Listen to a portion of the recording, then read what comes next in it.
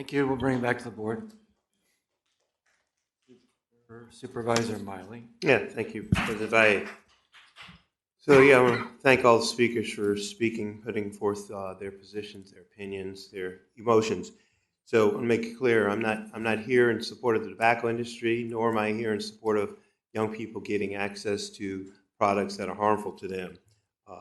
By no means do I support that. Once again, I'm here to try to promote effective public policy and not do anything that's going to have unintended consequences. So in the ordinance, I support that cigarettes and little cigars be sold at a minimum sales price of at least $8 per pack and $20 and 20 cigarettes to a pack. Cigars would need to be sold at a minimum sales price of $8 per cigar. Little cigars would need to be sold at least 20 per pack. Tobacco retailers would be prohibited from redeeming tobacco discounts and coupons. New tobacco retailers cannot be located within 1,000 feet of youth sensitive areas, sensitive receptors like child care facilities, playgrounds, etc. That the total number of tobacco retail licenses issued cannot exceed 1 per 2,500 people or residents. Pharmacies are prohibited from obtaining tobacco retail licenses. What I'm not prepared to support is the ban on adult-only facilities being able to sell a legal product to adults.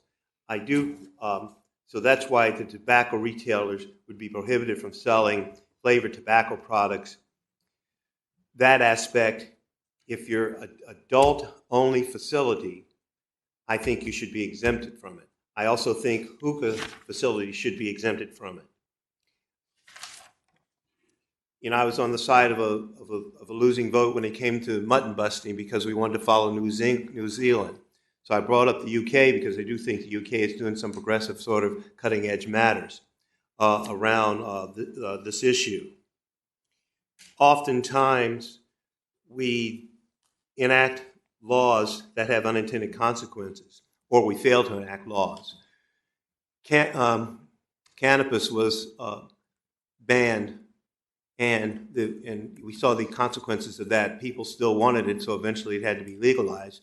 And unfortunately, we're trying to regulate it, but too many cities and jurisdictions continue to not allow for cannabis, the cannabis industry to exist, and so it's once again driving the black market. People want needles. I don't, crack epidemic. Many of us don't do that, but folks want needles, so people didn't want to have needle exchange. So it took a long time to get needle exchange enacted. So we do have needle exchange as a public health harm reduction approach. Harm reduction is definitely something I've supported over the years.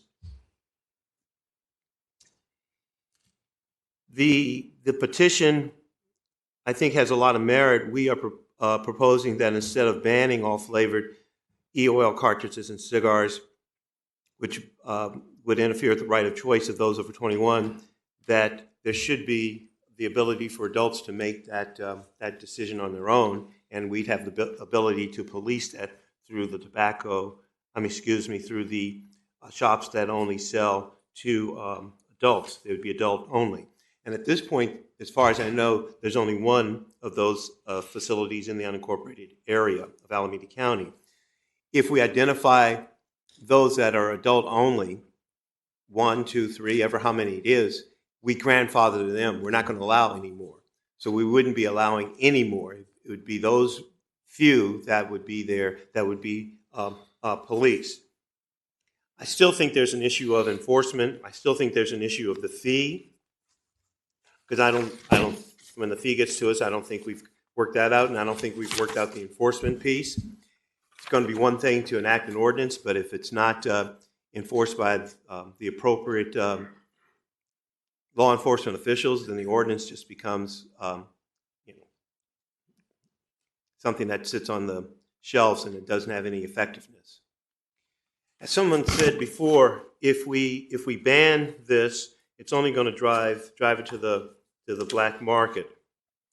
You know, I looked at that article from the American Association for the Advancement of Science, and it says, you know, basically that discussion of vaping, however, often neglect distinctions between nicotine and THC, between adults and youth, and between products obtained through the retail and black market. As we move to confront these challenges, we face the danger that justifiable harm, and it is justifiable harm, will turn alarmist. Short-circuiting careful analysis of the full range of evidence and focusing attention on the most frightening, thus enhancing the prospect of adopting counterproductive policy. We suggest that the evidence warns against prohibition measures.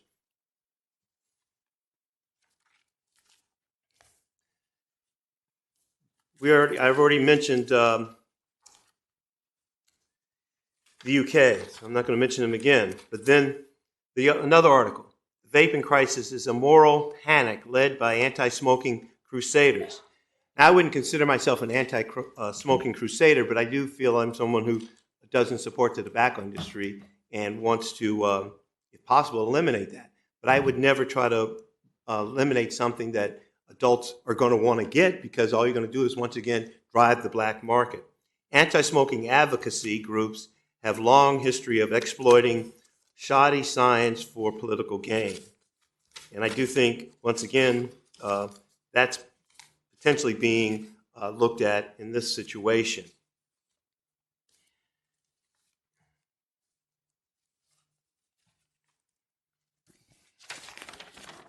I probably will not have the support of the board on this, even though most of it's in my district. Appreciate those folks who came from other jurisdictions, Fremont, Livermore, Santa Clara, wherever they came from, to talk to us about this matter. But really, the folks in unincorporated Alameda County, which I represent, are the folks I want to listen to. And I know there's a big majority of folks who want to see the board enact an ordinance that is similar to what public health put here. I appreciate your advocacy and your good intentions. I just don't think we should enact an ordinance that's going to restrict adults to getting this product. And I think we should allow for it to be sold at adult-only facilities and it to be smoked in hookah shops. And the last thing I'll say on this is that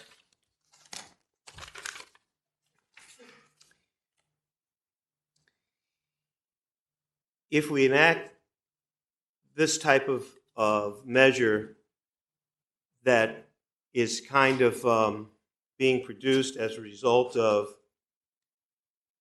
mass hysteria, we might find that the solution to this public health crisis could itself lead to a public health disaster. And I think one article speaks to that. And that's often been the case in the past. We thought that by incarcerating mainly folks of color because they were trying to seek cannabis and crack cocaine as opposed to dealing with the problem upstream, we thought that would be led to the mass incarceration. And now we've kind of reversed that. So once again, we're looking to try to ban something that adults want, as opposed to trying to keep it out of the hands of youth and minors, which they shouldn't have anyway. So what's the most appropriate way of trying to do that? I don't think an all-out ban, as being proposed in this ordinance, is the way to go. So I've made my statements. Okay. Supervisors? Supervisor Haggerty? Thank you, Mr. Chairman. Wasn't quite ready yet. So I had somebody came down today and told me my mind was already made up. And I find that funny, and I almost wish that my chief of staff hadn't left, because he would acknowledge that, I guess it was yesterday,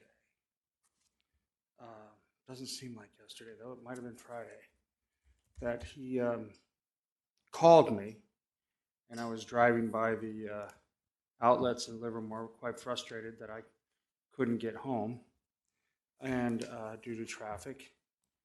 And he started talking to me about the 21 and over, and also about the hookah. And maybe one guy says he can read me like a book. Well, maybe he should have read the last page, because he would have known that I had not made up my mind. I've made up my mind about the ordinance, similar to where Supervisor Miley was, but I hadn't made up my mind on the hookah and the 21 and over. And part of the reason I wanted to revisit this issue was there's only a couple votes that I regret here at the Board of Supervisors.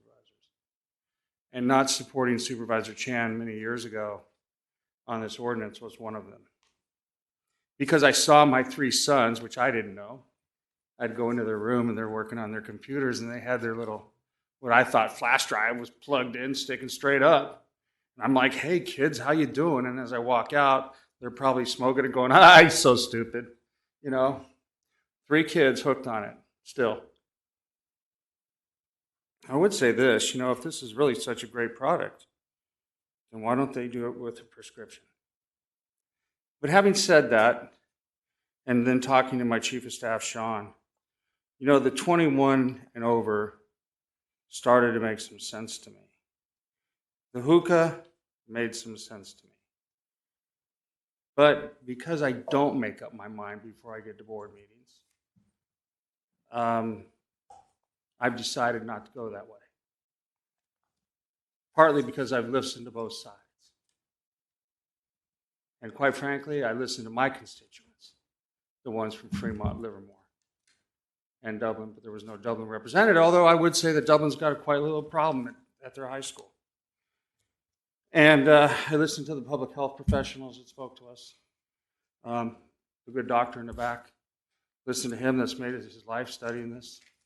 And I see no reason to do anything but the full ordinance. And so if you ever come here and think that I've made up my mind, I don't make up my mind till the very end. My mind is now made up that I want to support the full ordinance with Supervisor Chan. Hopefully that's what she's going to do. And we'll move forward with this. Supervisor Chan. Okay. I think everyone here agreed about the youth issue, but I think that what is really clear from the testimony and just from what we have all learned from just being around and being in office is that it's really true that both alcohol and tobacco target low-income communities. I mean, you just look at any map. We do a lot of mapping in this county, and they target them, for different reasons. And I think what we have to do is really limit the access to these products, knowing that these neighborhoods are being targeted, and it is an equity issue to me. It's a health equity issue. The other thing that hearing this is pretty interesting is that the area in the unincorporated, urban unincorporated that Supervisor Miley and I represent, all around it, San Leandro, Hayward, and Oakland have all passed ordinances. Oakland's probably going to revise their adult issue because they found that it had a bad effect. Went from 2 adult only to 52 or something like this. So we don't want to become the center. We have this ring around us of ordinance. We don't want our area to become the center of adult flavored tobacco sale. Why would we want to do that? That's really just inequitable. That's preying on our community. And I think that we should, I support the full ordinance. So at the time when, after you read it, one of us can make a motion.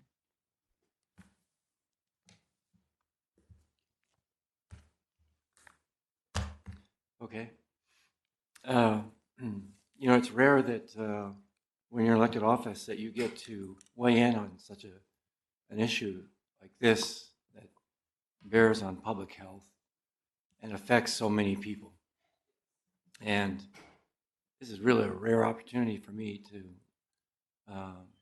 give my point of view. Tobacco kills. That's the bottom line. But so do a lot of things, right? But clearly the science has told us that tobacco kills. And we had all of the people from the tobacco industry telling the United States Congress that it doesn't do that at all. They all lied. But we as a county now have an opportunity to give our point of view. And vaping, whether it's with or without flavors, is, to me, the same thing. It's under disguise. Philip Morris will own all of those vaping mechanisms that were created in China many, many years ago. And I understand the man who created vaping is still vaping and smoking at the same time in China. So it was a good thought, I suppose, that somebody had an idea, but it wasn't the answer. And the bottom line is, if you can't fully regulate it, then you do the best you can. So today we heard from a lot of people very passionate about the issue on both sides, but even the people who were on the side of vaping admitted that either they're still addicted to tobacco or they're addicted to vaping. So it preys on people and it preys on kids. And that's really horrendous. So to the extent that our county can do a step forward and take leadership, I fully support the ordinance. And the Health Committee heard this issue. They were pretty clear. I thought the staff presentation was well done and well-rounded, and I think we need to focus on public health and making ourselves healthier as a community, as a state, as a country, and just the general world, because we're destroying our planet, literally. And tobacco is not helping us. So I will fully support the ordinance. Yeah, can you read the